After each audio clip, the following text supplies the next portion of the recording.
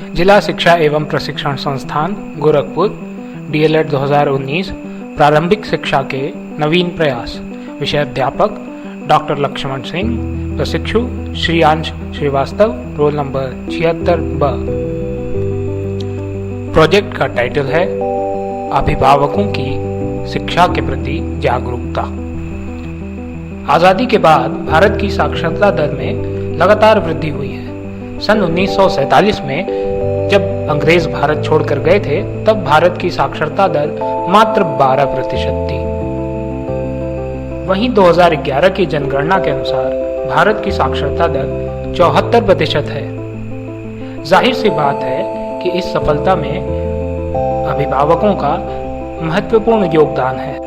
अभिभावक न सिर्फ अपने बच्चों को बेहतर स्कूल में पढ़ाना चाहते हैं, वह उन्हें पढ़ाई लिखाई में शुरू से ही अव्वल भी देखना चाहते हैं। इसी कड़ी में वह शैशवावस्था से ही लिखने पढ़ने पर अत्यधिक जोर देते हैं। अब इन्हें ही देख लीजिए। थोड़ा सा लिखते हैं। पर क्या ऐसा करना सही है? आइए जानते हैं विशेषज्ञ प्रोफेसर कृष्णकांत वशिष्ठ से। में अगर 1 किलो वजन उठाने की क्षमता है और उसे 5 किलो उठाएंगे तो लगता तो ये है कि वो 5 किलो उठा सकता है, लेकिन उसके परिणाम क्या होंगे ये देखने वाली बात है। यही शिक्षा में लागू करिए। बच्चा लिख सकता है, कहते हैं लोग लिख सकता है, लिखेगा, फोर्स करेंगे तो लिखेगा, लेकिन उसका क्या मोटर डेवलपमेंट इतना हुआ है कि उसे लिखने की बात हम करा सकें? नहीं हुआ है। 5 साल तक मैं मानता हूं कि बच्चे को लिखने की बात आप मत करिए, उसको फ्री ड्राइंग करने दीजिए। एक दूसरी समस्या है बच्चों की तुलना करने की। अब डॉक्टर भल्ला को ही देख लीजिए। इसे देख रहे हैं आप? ये मेरी 4 साल की पोती है गुनगुन। नर्सरी स्कूल में पढ़ती है, लेकिन स्कूल जाकर इसने अभी तक कुछ नहीं सीखा। ना तो इसे ABC आती है, ना गिनती आती है, और वो अपने पड़ोसी रामलाल जी की पोती बिल्कुल इसी की उम्र की है।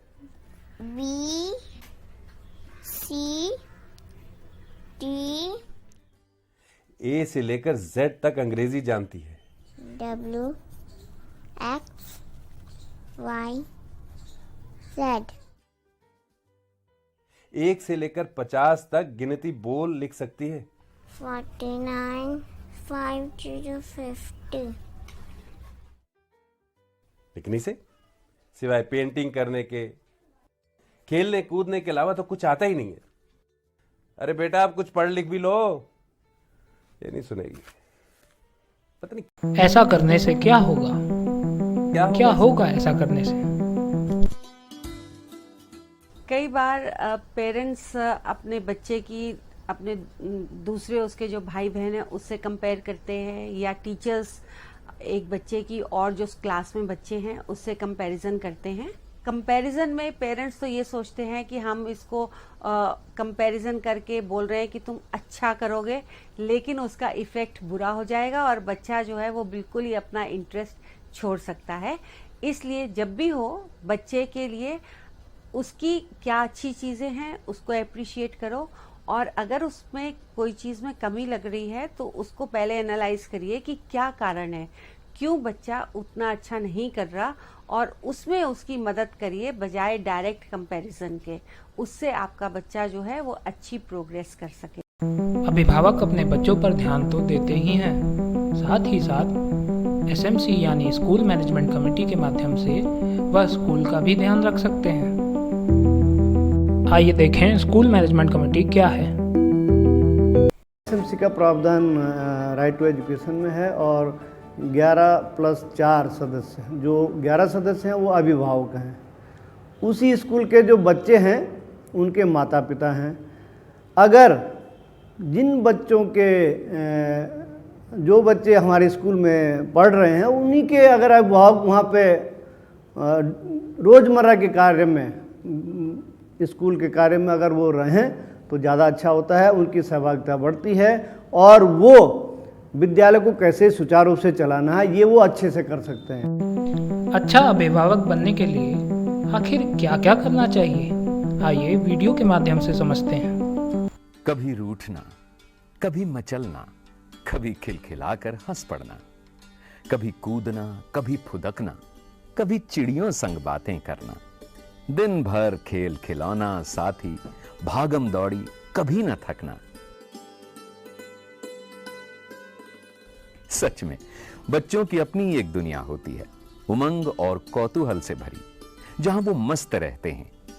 कौतूहल, जिज्ञासा, निरीक्षण बच्चों की विशेषताएं हैं।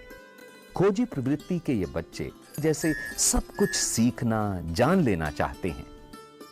इनके लिए नई नई चीजों को जानने और समझने का जरिया है खेल। खेलना उनकी एक स्वाभाविक प्रवृत्ति है। Early childhood care and education यानी कि प्रारंभिक बाल शिक्षा एवं देखभाल में इन बातों को बहुत महत्व दिया गया है। तो आइए देखते हैं कि बच्चे किस तरह खेल खेल में ही बहुत कुछ सीख जाते हैं। बच्चे हमेशा खोज करना चाहते हैं, वे नए नए प्रयोग करना चाहते हैं, वे अपने आसपास के वातावरण के बारे में जानना चाहते हैं, छूकर और सुनकर महसूस करना चाहते हैं। साथ ही इसके लिए प्रोत्साहन भी मांगते हैं और चुनौतियों से भी नहीं घबराते। इन सब के लिए जरूरत है इन्हें अवसर मिलना, मार्गदर्शन मिलना, बड़ों की सहायता और सुरक्षा मिलना। और हम बड़ों का काम है इन बच्चों की इन्हीं जरूरतों को पूरा करते हुए इन्हें स्वतंत्र रूप से सोचने का मौका देना। स्वतंत्र रूप से सोचने का यह मौका हम इन्हें खेल खेल में ही दे सकते हैं। खेल भी ऐसा हो जो बच्चों के सर्वांगीण विकास के अधिक से अधिक अवसर दे। साथ ही साथ बच्चों को खुद ही सीखने के लिए व नए नए अनुभव पाने के लिए प्रेरित कर सके। बच्चा खुलकर कुछ कह सके, अपनी बात समझा सके। आखिर यही तो शिक्षा का उद्देश्य है।